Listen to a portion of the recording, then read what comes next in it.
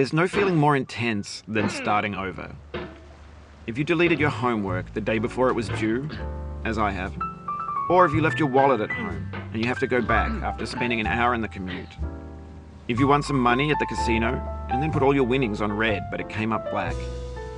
If you got your best shirt dry cleaned before a wedding and then immediately dropped food on it. If you won an argument with a friend and then later discovered that they just returned to their original view.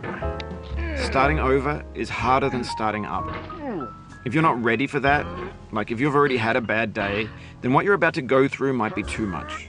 Feel free to go away and come back. I'll be here.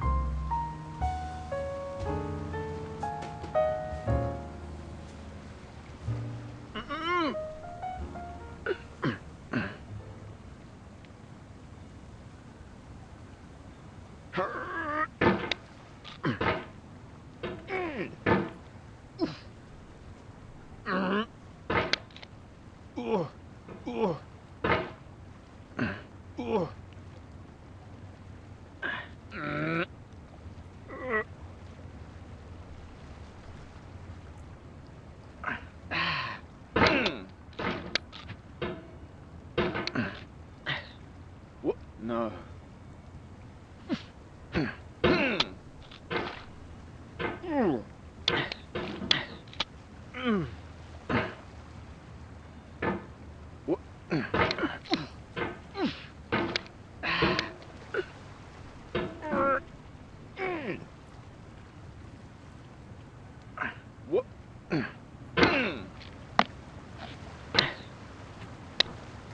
Alright, thanks for coming with me on this trip. I'll understand if you have to take a break at any point. Just find a safe place to stop and quit the game. Don't worry, I'll save your progress, always. Even your mistakes. This game is a homage to a free game that came out in 2002, titled Sexy Hiking. The author of that game was Jazuo, a mysterious Czech designer who was known at the time as the father of B games. B games are rough assemblages of found objects. Designers slap them together very quickly and freely, and they're often too rough and unfriendly to gain much of a following. They're built more for the joy of building them than as polished products.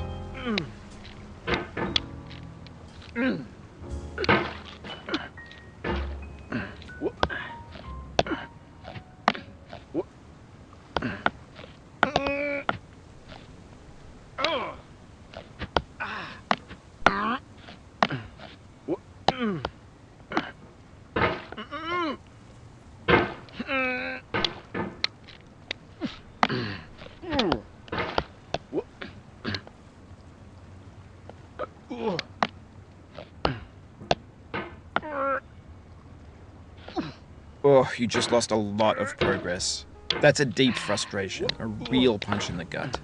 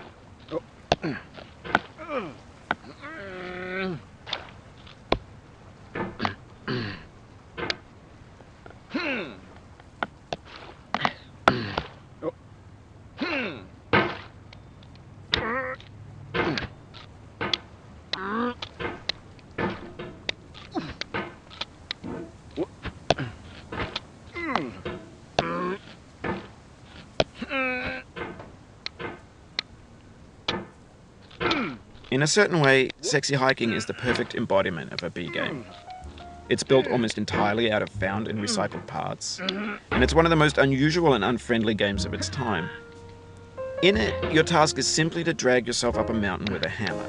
And that act of climbing, in the digital world or in real life, has certain essential properties that give the game its flavor. No amount of forward progress is guaranteed. Some cliffs are too sheer or too slippery, and the player is constantly, unremittingly in danger of falling and losing everything. Anyway, when you start Sexy Hiking, you're standing next to this dead tree that blocks the way to the entire rest of the game. It might take you an hour to get over that tree, and a lot of people never got past it. You prod and you poke at it, exploring the limits of your reach and your strength, trying to find a way up and over. And there's a sense of truth in that lack of compromise. Most obstacles in video game worlds are fake. You can be completely confident in your ability to get through them once you have the correct method or the correct equipment or just by spending enough time. In that sense, every pixelated obstacle in Sexy Hiking is real. The obstacles in Sexy Hiking are unyielding, and that makes the game uniquely frustrating. But I'm not sure Jazuo intended to make a frustrating game.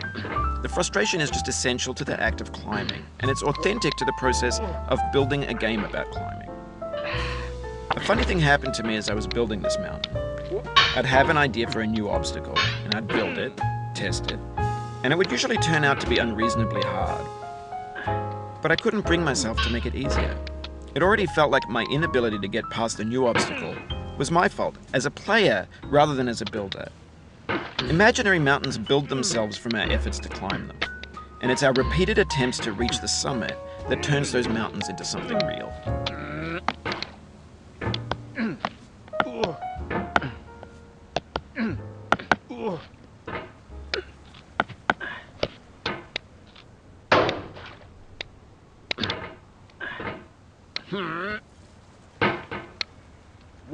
Oof, sorry about that.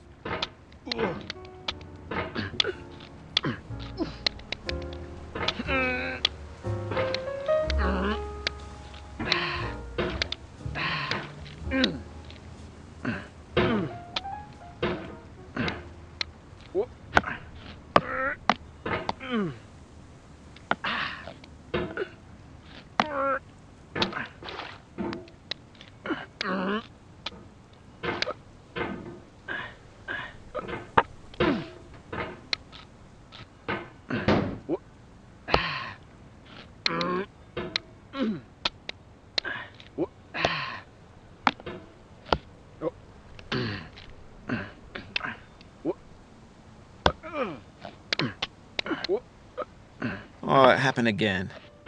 Keep on trying, don't let it get to you.